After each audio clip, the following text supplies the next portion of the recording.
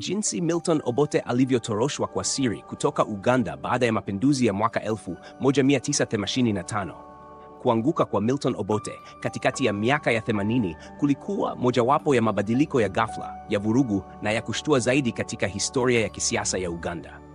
Kuondolewa kwake madarakani hakutokea kwa utulivu, wala kuondoka kwake nchini hakufuata taratibu zozote rasmi za serikali. Badala yake, saa zake za mwisho akiwa Uganda zilijaa hofu, usiri, mkanganyiko na mpango wa hatari uliohusisha watu wachache waliokuwa waaminifu kwake, wakiwemo wasaidizi wa karibu, madaktari na maafisa wa usalama, waliokuwa tayari kuhatarisha maisha yao ili kuhakikisha anatoka nchini akiwa hai. Hadithi ya jinsi Obote alivyosafirishwa kwa siri nje ya Uganda inaonyesha si tu udhaifu wa mamlaka ya kisiasa, bali pia hatari binafsi anayokumbana nayo kiongozi ambaye hapo awali alionekana kuwa hawezi kuguswa. Wakati mapinduzi yalipoanza, Obote alikuwa akihudumu muhula wake wa pili kama rais wa Uganda baada ya kurejea madarakani kufuatia miaka ya uhamishoni baada ya kuondolewa na Idi Amin. Utawala wake wa pili, unaojulikana kama Obote wa pili, ulikuwa na utata mkubwa. Taifa lilikuwa limechoka kwa miaka ya vita, kudorora kwa uchumi na ukandamizaji wa kisiasa. Upinzani wa silaha, hususan kutoka jeshi la kitaifa la upinzani chini ya Yoweri Museveni, ulikuwa umetibua usalama katika maeneo mengi ya vijijini. Ndani ya jeshi la taifa lenyewe, migawanyiko ya kikabila, uaminifu na tamaa binafsi ilikuwa ikiongezeka kwa kasi ya hatari. Mapinduzi yaliyomwondoa Obote yaliongozwa na maafisa wakuu wa kijeshi waliodai walikuwa wakitenda kwa maslahi ya taifa. Hata hivyo, nyuma ya kauli hizo za hadharani kulikuwepo na miaka ya chuki iliyofichika, kutoaminiana na mapambano ya ndani ya madaraka. Mapigano yalipozuka jijini Kampala, Obote alitambua haraka kuwa nafasi yake haikuwa salama tena. Vikosi vya jeshi vilivyopaswa kumlinda vilikuwa ama haviaminiki au vilikuwa vimegeuka dhidi yake waziwazi. Mawasiliano yalivurugika, milio ya risasi ilisikika kila pembe ya jiji, na uvumi wa kukamatwa na kuuawa ulienea kwa kasi ya kutisha. Kiini cha mpango wa kutoroka kilikuwa daktari binafsi wa Obote, mtu aliyekuwa ameijenga imani yake kwa miaka mingi. Daktari huyo, kwa kushirikiana na wasaidizi wachache wa ngazi ya juu, alielewa wazi kuwa kubaki katika ikulu kungepelekea Obote kukamatwa au kuuawa. Hakukuwa na muda wa kutafuta upatanishi wa kimataifa wala hifadhi rasmi. Kila uamuzi ulilazimika kufanywa haraka, kimya kimya na kwa tahadhari ya hali ya juu. Changamoto ya kwanza ilikuwa kumtoa Obote katika makazi yake rasmi bila kuvutia macho ya wanajeshi waasi. Barabara zinazozunguka Kampala zilikuwa zimejaa vizuizi vilivyokuwa vinalindwa na wanajeshi wenye wasiwasi waliokuwa tayari kufyatua risasi kwa kosa dogo. Msafara wowote uliotambulika kuhusishwa na rais ungekatizwa mara moja. Timu ya kutoroka ilichagua ujanja badala ya nguvu. Obote alivishwa mavazi yasiyoonyesha mamlaka, akaondolewa alama zote za urais na akaingizwa katika gari la kawaida lisilovutia hisia. Safari kupitia Kampala ilikuwa ya kutisha. Milio ya risasi ilisikika kwa mbali na mara kadhaa gari lilikuwa karibu kusimamishwa. Katika kila kizuizi, waliokuwemo walishikilia pumzi zao, wakijua kuwa kugunduliwa kungemaanisha kifo. Baadaye daktari huyo alikumbuka utulivu wa Obote katika nyakati hizo, akiwa amekaa kimya, akifahamu kuwa hatima yake ilikuwa mikononi mwa wengine. Baada ya kuondoka katika eneo la hatari la Mimkuu, lengo lililofuata lilikuwa kumfikisha Obote katika mahali pa muda salama. Kukaa sehemu moja kwa muda mrefu kungeongeza hatari ya kugundulika.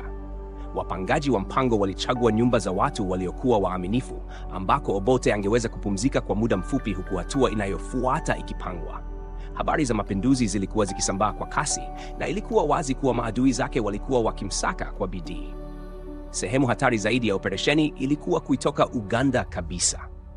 Mipaka ilikuwa ikifuatiliwa kwa karibu na jaribio lolote la kuvuka wazi lingeanguka. Timu iliamua kumsafirisha Obote usiku, ikitumia njia ndogo ndogo zinazokwepa barabara kuu.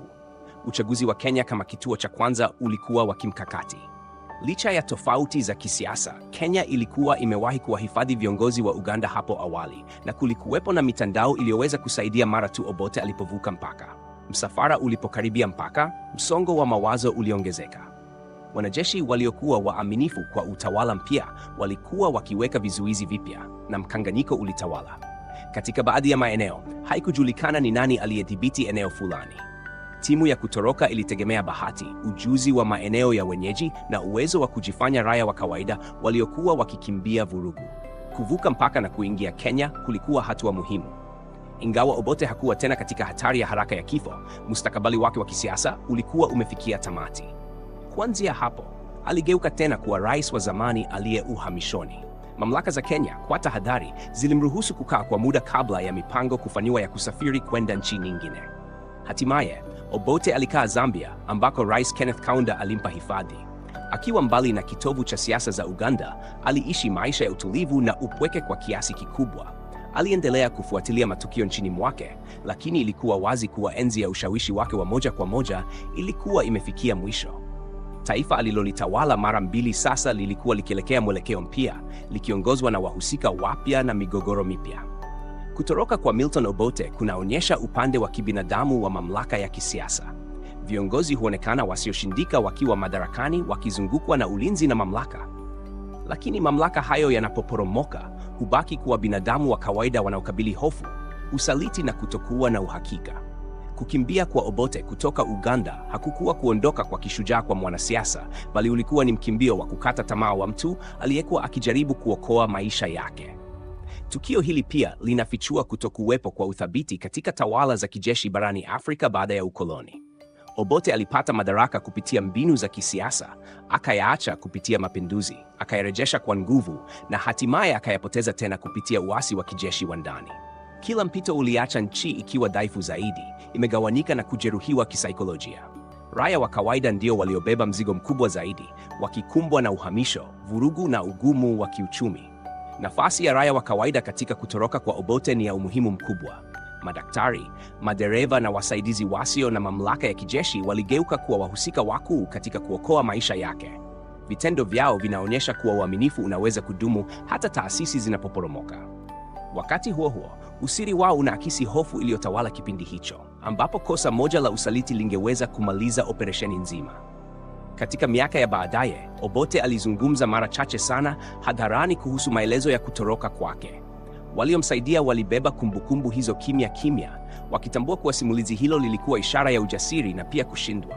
Ujasiri kwa sababu ilihitaji hatari kubwa kumpitisha rais aliyeanguka kupitia maeneo yenye uhasama.